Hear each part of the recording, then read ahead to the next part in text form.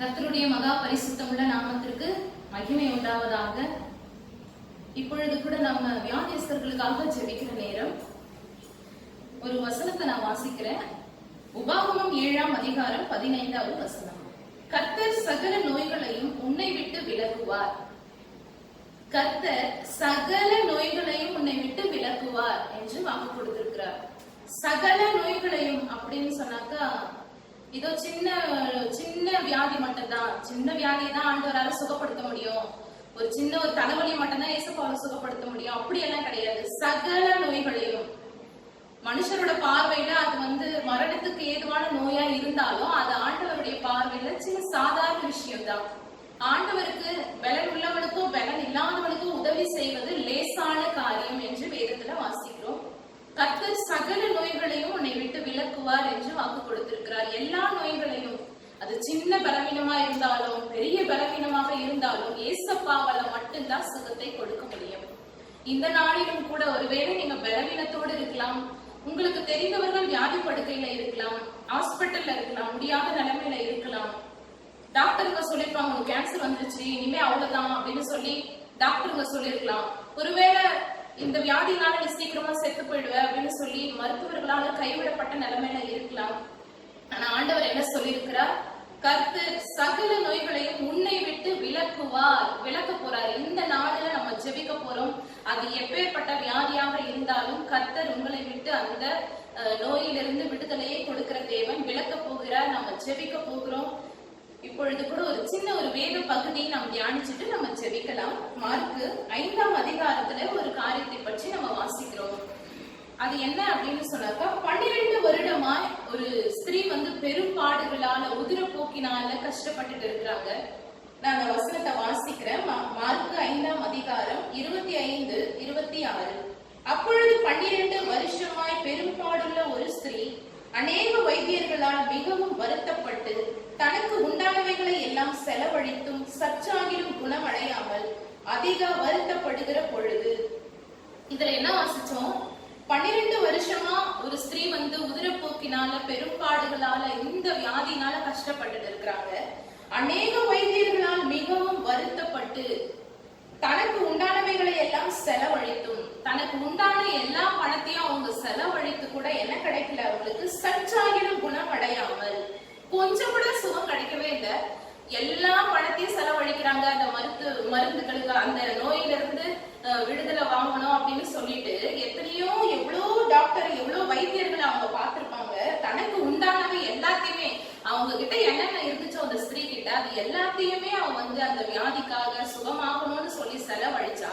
ஆனாலும் என்ன வாசிச்சோம்? சற்றாகிலும் குணம் அடையாமல், கொஞ்சம் கூட சுகம் கிடைக்கல. கொஞ்சமாவது சுகம் கிடைக்கும்னு பார்த்தா அவ்வளோ பணத்தை செலவழிச்சோம், சற்றாகிலும் குணம் அடையாமல் அதிக வருத்தப்பட்டால் அப்படின்னு வாசிக்கிறோம். இந்த வேளையிலும் கூட நீங்களும் சில காரியங்களால, சில பலவீனங்களால, வியாதியினால பாதிக்கப்பட்டு எல்லாத்தையும் நான் செலவழிச்சிட்டேனே, இவ்வளவு பணம் செலவழிச்சிட்டேனே, இத்தனை வருஷமா நான் டாக்டர்களை பார்த்து எனக்கு பிரயோஜனம் இல்லையே, மருந்து சாப்பிடுறேன், மாத்திரை சாப்பிடுறேன், தினமும் 3 வேளையும் நான் மருந்து மாத்திரை சாப்பிட்டு எனக்கு பிரயோஜனம் இல்லையேன்னு சொல்லிட்டு நீங்க கூட அதிக வருத்தப்படுகிற இந்த ஸ்திரீயை போல நீங்களும் சற்றாகிலும் குணமடையாமல் அதிக வருத்தப்பட்டான்னு எழுதியிருக்கிறபடி நீங்க கூட பார்த்துட்டு இருக்கிற நீங்களும் பலவீனங்களால, வியாதியினால பாதிக்கப்பட்டு அதிக பணத்தை மருந்துகளுக்கும் மாத்திரைகளுக்கும் செலவழிச்சோம், கொஞ்சம் கூட சுகம் கிடைக்காம இருக்கலாம். ஆனா அவ என்ன பண்றா? 27வது வசனம். இயேசுவை குறித்து கேள்விப்பட்டு நான் அவருடைய வஸ்திரங்களை ஆகிலும் தொட்டால் சொஸ்தமாவேன் என்று சொல்லி அவ இயேசுவை குறித்து கேள்விப்படுறா.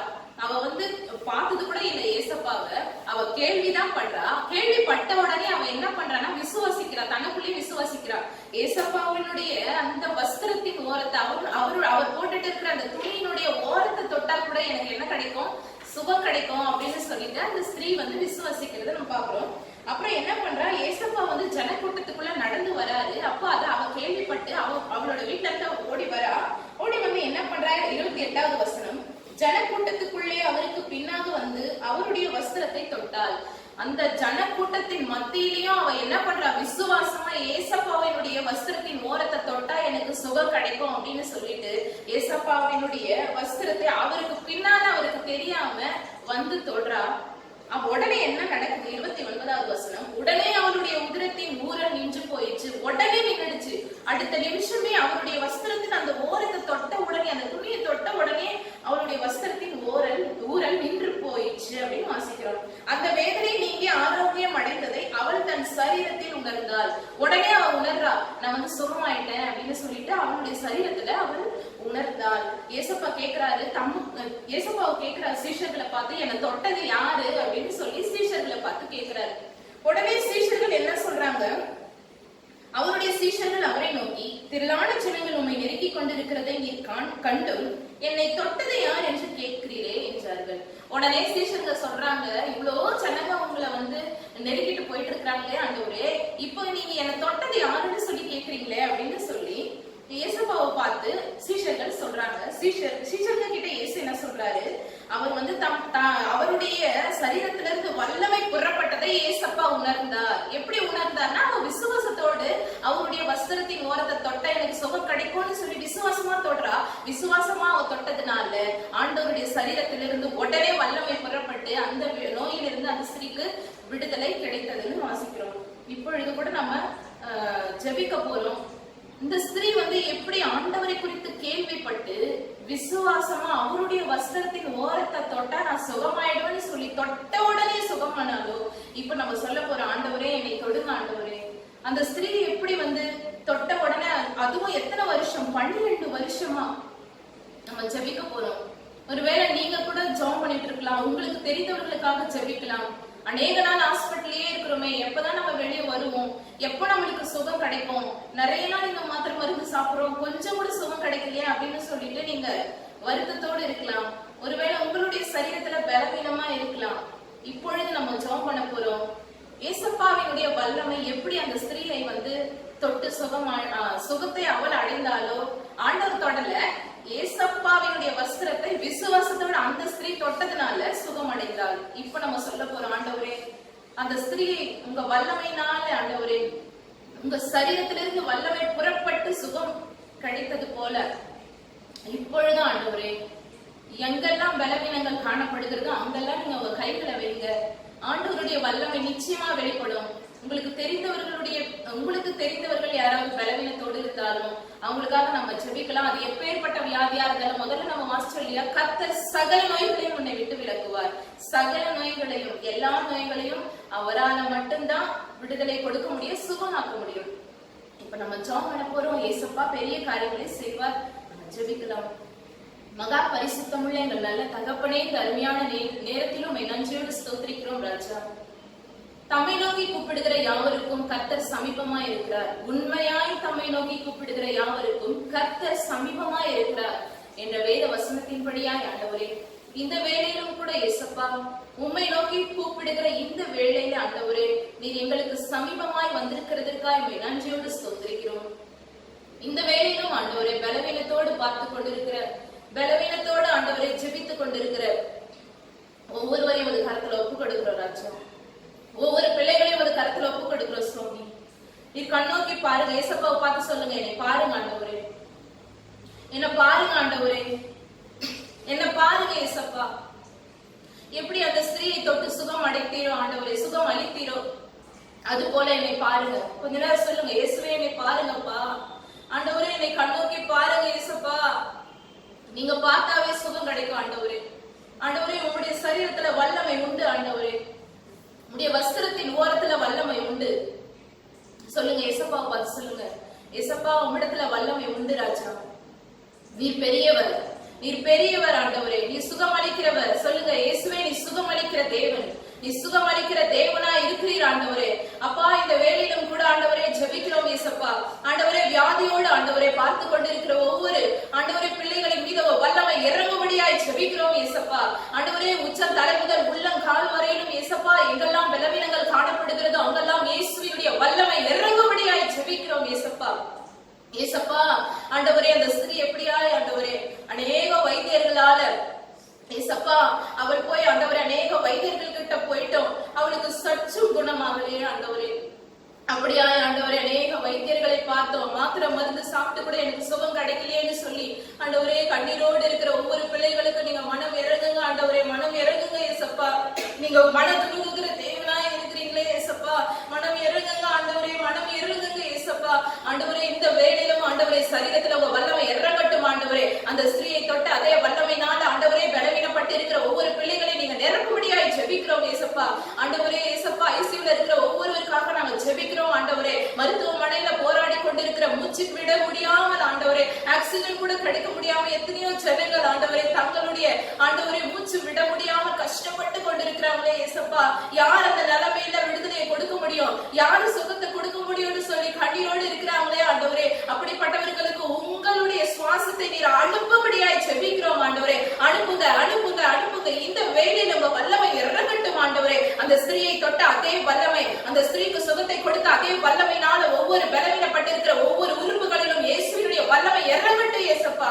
இறங்கட்டும் ஆண்டவரே, இறங்கட்டும் ஏசப்பா, இறங்கட்டும் ஆண்டவரே. சரீரத்துல காணப்படுகிற எல்லா பலவீனங்களும் இயேசுவின் நாமத்தினால வெளியேறும்படியாய் ஜெபிக்கிறோம். கர்த்தர் சகல நோய்களையும் உன்னை விட்டு விலக்குவார் என்ற வேத வசனத்தின்படியா எல்லா நோய்களையும் நீர் விட்டு விலக்குங்க ஏசப்பா. சரீரத்தை விட்டு வெளியே போகட்டும் ஆண்டவரே. இயேசுவின் நாமத்தினால சரீரத்தை விட்டு வெளியேறும்படியாய் ஜெபிக்கிறோம் ஆண்டவரே. ஆண்டவரே ஒருவேளை ஆண்டவரே அப்பா கண்களில பிரச்சனை இருந்தால் இயேசுவின் வல்லமை கண்களில இறங்கட்டும் ஏசப்பா. ஆண்டவரே ஏசப்பா சரீரத்துல எந்தெந்த உறுப்புகளின் மீது ஆண்டவரே பலவீனங்கள் காணப்படுகிறதோ, வலியினால கஷ்டப்படுகிறார்கள், அங்கெல்லாம் வல்லமை இறங்கட்டும் ஆண்டவரே. இறங்கட்டும் இறங்கட்டும் இறங்கட்டும் ஏசப்பா. இந்த வேளையில இறங்கும்படியாய் ஜெபிக்கிறோம். இறங்கட்டும் இயேசுவின் நாமத்தினால விடுதலை கிடைக்கட்டும் ராஜா. ஆண்டவரே அந்த ஸ்திரீ எப்படியாய் ஆண்டவரே உம்மை குறித்து கேள்விப்பட்டதுனால ஏசப்பா விசுவாசித்து உமது வஸ்திரத்தின் ஓரத்தை தொட்டார்களோ, இந்த வேளையிலும் கூட ஆண்டவரே கண்ணீரோடு யாரெல்லாம் ஜெபம் பண்ணிட்டு இருக்கிறாங்களோ ஏசப்பா எனக்கு சுகத்தை கொடுங்கன்னு சொல்லி யாரெல்லாம் கேட்கிறாங்களோ, ஒருவேளை எங்களுடைய உறவினர்கள் எங்களுக்கு தெரிஞ்சவங்க பலவீனத்தோடு இருக்கிறாங்கன்னு சொல்லி யாரெல்லாம் அவர்களுடைய பெயரை சொல்லி ஜெபம் பண்றாங்களோ, ஒவ்வொரு பெயரை ஆண்டவரே நீர் ஆசீர்வதிங்க. இந்த வேளையில எல்லா இடங்களிலும் தேவ வல்லமை புறப்படும்படியாய் ஜெபிக்கிறோம். நீ சர்வ வியாபியா இருக்கிற எங்கும் நிறைந்த தேவன் ஆண்டவரே. நீ சர்வ சிருஷ்டிக்கும் எஜமானர் ஏசப்பா. ஆண்டவரே உம்மால மட்டும்தான் சுகத்தை கொடுக்க முடியும் ஆண்டவரே. ஆண்டவரே நீர் எல் ஷடாய் சர்வ வல்லமை உள்ளவர் ஆண்டவரே. உம்மால செய்யக்கூடாத அதிசயமான காரியம் ஒண்ணுமே இல்லை ஏசப்பா. இயேசுவின் நாமத்தினால பலவீனங்கள் மறைகிறதற்காய் ஸ்தோத்திரம் ஸ்தோத்திரம் ஸ்தோத்திரம். ஒருவேளை சுகர் பேஷண்டாக ஆண்டவரே இருக்கிற ஒவ்வொருவருக்காக ஜெபிக்கிறோம் ஆண்டவரே. இந்த சர்க்கரை வியாதினால பாதிக்கப்பட்டிருக்கிறவர்களுக்கு இயேசுவின் நாமத்தினால ஆண்டவரே இந்த நாள்ல அப்பா பலன் இறங்கட்டும் இறங்கட்டும் இறங்கட்டும் இறங்கட்டும் ஏசப்பா. இயேசுவின் நாமத்தினால பலன் இறங்கும்படியாய் ஜெபிக்கிறோம் ஆண்டவரே. ஏசப்பா சரீரத்துல காணப்படுகிற கட்டிகள் எல்லாம் இயேசுவின் வல்லமையில நாமத்தினால மறைஞ்சு போகணும் ஆண்டவரே. அவங்க ஆண்டவரே மறுபடியும் அவங்க செக் பண்ணும்போது ஒன்றுமே இல்லைன்னு சொல்லி டாக்டர்கள் சொல்லும்படியா அதிசயங்கள் அற்புதங்கள் அவங்க வாழ்க்கையில சரீரங்கள்ல நடக்கட்டும் ஏசப்பா. அவங்களுடைய ஃபேமிலி மெம்பர்ஸ் எல்லாம் ஆசீர்வதிங்க ஆண்டவரே. ஆண்டவரே குடும்பத்துல யாரெல்லாம் பலவீனத்தோடு இருக்கிறார்களோ, ஒருவேளை படுத்த படுக்கையா இருக்கலாம், கை கால்கள் வராமல் நடக்க முடியாமல் இருக்கிறவர்கள் மீது உங்க வல்லமை இறங்கட்டும் ஏசப்பா. கைகளிலும் கால்களிலும் உங்க வல்லமை ஜீவன் இறங்கட்டும் ஏசப்பா. உங்க சுகம் அளிக்கிற வல்லமையினால ஆண்டவரே இந்த 12 வருடமாக அப்பா உதிரப்போக்கினால பெரும்பாடுகளினால பாதிக்கப்பட்ட அந்த ஸ்திரீ சுகப்படுத்தின அதே வல்லமையுள்ள இயேசு இந்த நாளிலும் நீர் உயிரோடு இருக்கிறீர் என்பதை நிரூபிச்சு காட்டுங்க ஆண்டவரே. அப்பா உதவி செய்வீராக ராஜா. ஹாஸ்பிட்டல்ல இருக்கிற எல்லா விதமான ஆண்டவரே அப்பா வியாதிஸ்தர்களின் மீது வல்லமை இறங்கட்டும் ஏசப்பா. நீ கர்த்தர் சகல நோய்களையும் உன்னை விட்டு விலகுவார் என்ற வேத வசனத்தை நாங்க வாசிச்சோமே ஏசப்பா. சகல நோய்களையும் எல்லா நோய்களையும் ஆண்டவரே அப்பா ஏசப்பா உங்களால மட்டும்தான் சுகத்தை கொடுக்க முடியும் ஏசப்பா. நீர் அப்படியாய் சுகத்தை கொடுக்கிறீர். அதற்காய் நன்றி நன்றி நன்றி. உங்க பலம் இறங்குகிறதுக்காய் ஸ்தோத்திரம் ஸ்தோத்திரம் ஸ்தோத்திரம் ராஜா. நன்றி செலுத்துகிறோம். நன்றி சுவாமி, நன்றி ராஜா. உச்ச தலை முதல் உள்ளம் கால் வரையில ஒவ்வொரு அவயவங்களிலும் ஒவ்வொரு உறுப்புகளிலும் அப்பா அணுக்களிலும் இயேசுவினுடைய வல்லமை அப்பா எலும்புகளிலும் நரம்புகளிலும் இறங்கும்படியாய் ஜெபிக்கிறோம். இந்த வேளையில சுகம் அளிக்கிற வல்லமை இறங்குகிறதுக்காய் ஸ்தோத்திரம் ஸ்தோத்திரம் ஸ்தோத்திரம் பண்ணுங்க. ஸ்தோத்திரம் ராஜா. நன்றி சொல்லுங்க. ஏசப்பாவினுடைய வல்லமை இறங்கி கொண்டே இருக்கிறது. எப்படியா அந்த ஸ்திரீக்கு சுகத்தை கொடுத்தாரோ அப்படியா இந்த வேளையில நீங்க ஜெபம் பண்ணும்பொழுது ஏசப்பா சுகம் அளிக்கிற தேவனா இருக்கிறார். அப்பா உமக்கு நன்றி நன்றி நன்றின்னு சொல்லுங்க. நன்றி ராஜா, நன்றி ராஜா, நன்றி ராஜா, நன்றி இயேசுவே, நன்றி இயேசப்பா. சுகத்தை கொடுத்ததற்காக நன்றியோடு துதிக்கிறோம் ராஜா. அப்படியா ஆண்டவரே உங்களுடைய நாமத்தை மகிமைப்படுத்த போறீங்க. பெரிய காரியங்களை செய்து சாட்சியாய் நிறுத்துங்க ராஜா. இப்ப கூட ஜெபம் பண்ண ஒவ்வொருவருக்காக ஆண்டவரே நன்றியோடு ஸ்தோத்திரிக்கிறோம். எல்லாருக்கும் நீங்க சுகத்தை கொடுத்து அதை நாங்க விசுவாசிக்கிறோம் ஆண்டவரே. எங்களை சாட்சியை நிறுத்த போகிறீங்க ஆண்டவரே. யார் யாருக்கெல்லாம் ஜெபம் பண்ணிருக்காங்களோ அத்தனை பேருக்கும் நீங்க விடுதலை கொடுத்திருக்கிறீங்க. இந்த நாள்ல சுகத்தை கொடுத்திருக்கிறீங்க. அதற்காக நன்றியோடு உம்மை ஸ்தோத்திரிக்கிறோம். சகல துதி கன மகிமை எல்லாம் இயேசு கிறிஸ்து ஒருவருக்கே செலுத்துகிறோம். நசரேயனாகிய மகா பரிசுத்தமுள்ள சுகம் அளிக்கக்கூடிய ஒரே தேவனாகிய எங்கள் ஜீவனுள்ள நல்ல பிதாவே, ஆமென் ஆமென். நம்ம ஜெபம் பண்ணிருக்கிறோம். நம்ம தியானித்த வேத வசனத்தின்படியாய் பெரும்பாடுள்ள ஸ்திரீ ஆண்டவர் எப்படி சுகம் கொடுத்தாரோ அப்படியாய் கூட இந்த நாளில நம்ம ஜெபம் பண்ணிருக்கிறோம். எல்லாருக்கும் தேவன் நிச்சயமா பலத்தினால நிரப்பியிருப்பார். நீங்க நேரடியாக எங்களை தொடர்பு கொண்டு ஜெபிக்கணும் அப்படின்னு சொல்லி விரும்பினா நீங்க நேரடியாக ஜெபம் பண்ணலாம். எங்களுடைய ஜெப மையம் வேலூரில் சில்க் மில் ஸ்டாப்பிங் பக்கத்துல, ரங்காலயா மண்டபம் பக்கத்துல இந்திரா நர்சிங் ஹோம் இருக்கு. அதற்குள்ளதான் எங்க பிரேயர் சென்டர் இருக்கு. நீங்க நேரடியாக ஜெபித்துக் கொள்ளலாம். நீங்க செல்போன் மூலமாக தொடர்பு கொண்டும் எங்களிடத்துல ஜெபித்துக் கொள்ளலாம். எங்களுடைய செல்போன் நம்பர் நான் சொல்றேன், நீங்க நோட் பண்ணிக்கோங்க. உங்களுக்கு தெரிஞ்சவங்களுக்கும் நீங்க அறிமுகப்படுத்துங்க. 0875405478 இன்னொரு நம்பரும் சொல்றேன், அதையும் நோட் பண்ணிக்கோங்க. 09677486631 இந்த நம்பரை நீங்க நோட் பண்ணிக்கோங்க. உங்களுக்கு தெரிஞ்சவங்களுக்கு அறிமுகப்படுத்துங்க. கர்த்தர் உங்களை சாட்சியாக இருக்குவார்.